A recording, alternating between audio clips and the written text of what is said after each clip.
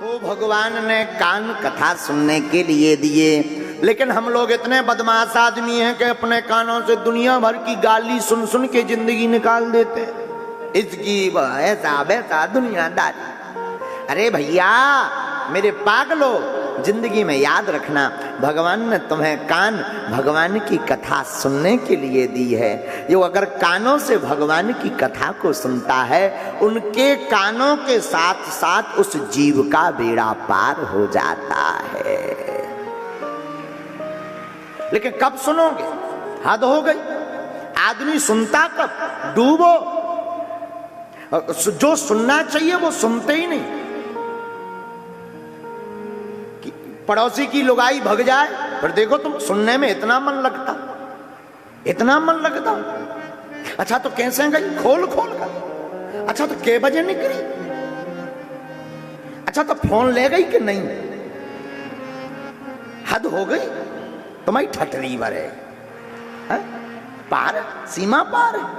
अरे पूरा गांव उस दिन कोई काम ही ना करे, सब बैठे हैं जैसे खुद की भग गई हो। अब मान लिया, राम राम राम। अच्छा भैया यार पैसा ले गई। अरे मेरे पागलो, जितना तुम संसार की कथा सुनने में रस लगाते हो, उतने से आधा रस राम जी की कथा सुनने में लगाओगे। अच्छा तो फिर प्रभु ने क्या किया, फिर भगवान ने क्या किया, फिर कैसे भक्तों का बेड़ा पार किया, ऐसा रस जब तुम्हारे हृदय में आने लगे, तब समझना तुम बढ़िया कथा श्रोता बन गए हो। अभी संसार की कथा में तुम्हें रस है। एक और बढ़िया उदाहरण है, कोई बढ़िया गंदी गंदी बातें करे वासना की, तो रातों भर नींद नहीं आती, दुई दुई रात जगता रहेगा, आंखें लाल हुई जाएंगी और शरीर जमुहाई पे दे जमुहाई, लेकिन ये हलो आवाज नहीं आ रही का, इसी में लगा रहेगा। और अगर किसी दिन कह दिया जाए यार हलो हलो हो गया, अब वो धीरे से पकड़, अभी मत लगाओ घर वाली है। हाँ, अब कह दिया जाए भैया कथा सुनो, रामचरितमानस की चौपाई, हमको महाराज जी नींद आती है, अगर हम सोए ना तो सुबह से मूड पिरान लगा नक्कटा। राम ही बचावे भैया। जितना तुम्हारा मन संसार की विषय वासना की कथा को क्रोधने खोदने का मन करता, उतना कथा में डूबने का मन करने लगे ना, समझ जाइए तुम बढ़िया आदमी बन गए हो। सुनो, डूबो। कब सुनोगे?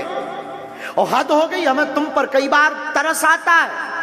तुम वो काम भगवान को तब भजते हो जब तुम्हें लगे कि भगवान के अलावा नहीं कोई बचा सकता, तब आते हो तुम। जब तुम्हें लगे कि ईश्वर ही सहारा है, तब तुम्हें ईश्वर की याद आती है। जब तुम्हें लगने लगता कि हम मरने वाले,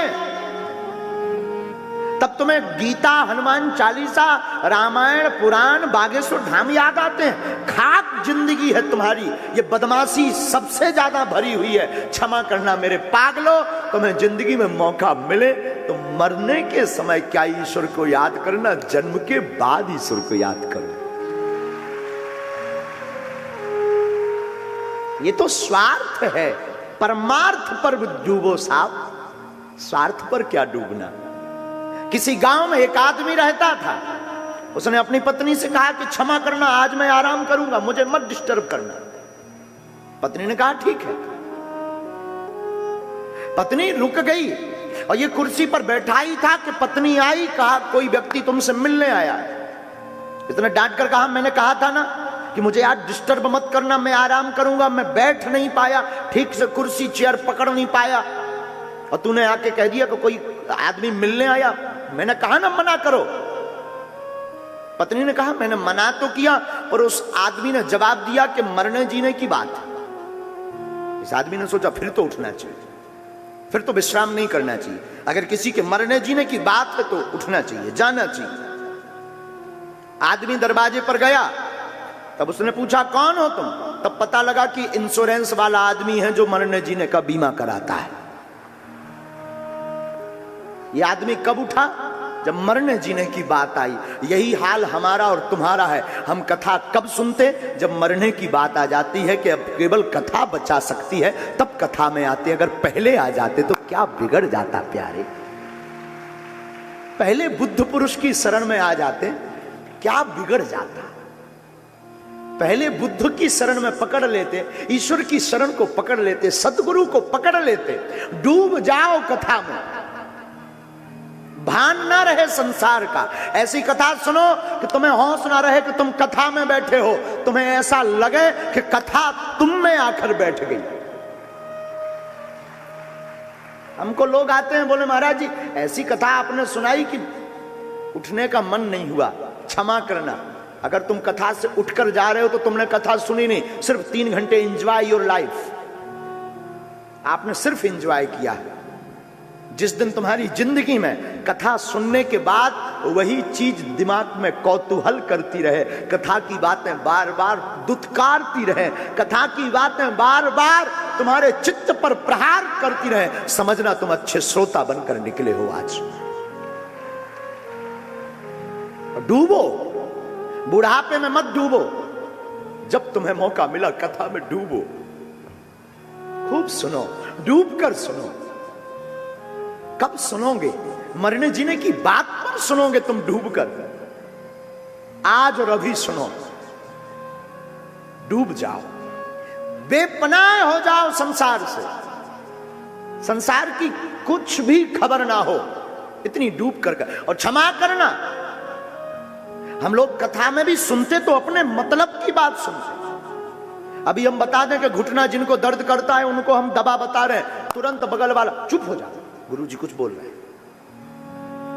किसी को बता दें धन नहीं रुकता, एक बढ़िया उपाय है, तुरंत मोबाइल लेकर के खींचेगा कि क्या बोलेंगे गुरुजी। क्षमा करना ये कथा नहीं है।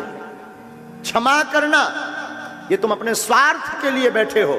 क्षमा करना तुम अगर परमार्थ के लिए आना शुरू कर दो, तुम अगर परमार्थ के लिए कथा सुनना शुरू कर दो, तुम अगर कथा में डूब जाने के लिए डूबना चाहते हो, कथा सुनना चाहते हो, जीना शुरू कर दो, तो मैं तुम्हें कह सकता हूं बड़े दावे के साथ कि अगर कथा में भगवान आते हैं तो वो ईश्वर तुमसे बिना मिले रह नहीं सकता है।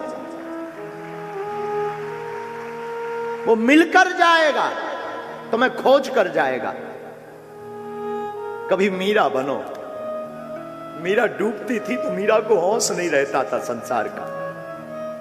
मीरा डूबती थी तो मीरा को भान नहीं रहता था कि मैं किसी राजा की पुत्री हूं। और होश में आना कथा में। क्षमा करना, मेरी बात तुम्हें बुरा लगे तो क्षमा करना। कथा में तुम सम्मान को पाने मत आना कि कोई मुझे पूछेगा तो मैं बैठूंगा तो मेरा सम्मान होगा, तो मेरी फोटो खींचेगी, फिर मैं मंच पे जाऊंगा। तुम कथा में नहीं आए, तुम बदमाश आदमी हो।